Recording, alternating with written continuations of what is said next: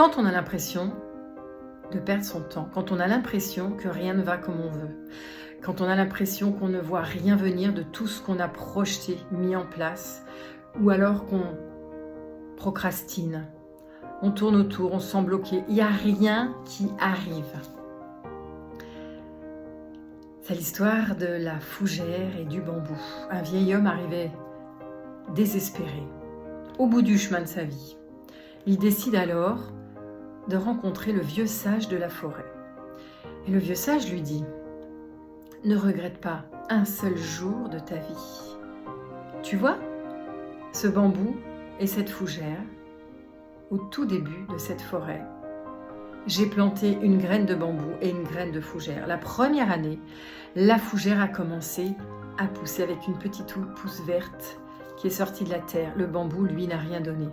Mais je n'ai pas pour autant renoncé au bambou. La deuxième année, la fougère a commencé à sortir beaucoup plus, a commencé à être très prometteuse avec un beau vert brillant. Le bambou, lui, n'a rien donné, mais je n'ai pas pour autant renoncé au bambou. La troisième année, la fougère a pris vraiment beaucoup plus de place, a commencé à être vert abondance, et puis a commencé à se déployer. Le bambou, lui, n'a rien donné. Je n'ai pour autant pas pour autant abandonné le bambou. La quatrième année, la fougère est devenue d'un vert brillant, commençant à recouvrir le sol autour d'elle. Le bambou, lui, n'a rien donné. Je n'ai pourtant pas renoncé au bambou. La cinquième année, la sixième année, le bambou a commencé à vraiment sortir des petites feuilles vertes et a commencé à se déployer légèrement de façon très prometteuse. La fougère était, elle, beaucoup plus grande, beaucoup plus prolifique, beaucoup plus abondante, beaucoup plus importante. Je n'ai pourtant pas renoncé au bambou. Ils ont chacun une fonction différente. Pourtant, ils sont essentiels à la forêt et ils embellissent la forêt. Et puis, l'année d'après, le bambou a pris 20 mètres d'un coup. Il avait pris toutes ces années pour construire ses racines. Quand tu doutes, quand tu as l'impression que rien ne va comme tu veux, que ça ne va pas assez vite, ne perds pas ton temps à maudire la journée, le temps qui passe. Chaque jour qui passe est à bénir, à célébrer. C'est peut-être parce que tu es en train de créer tes racines.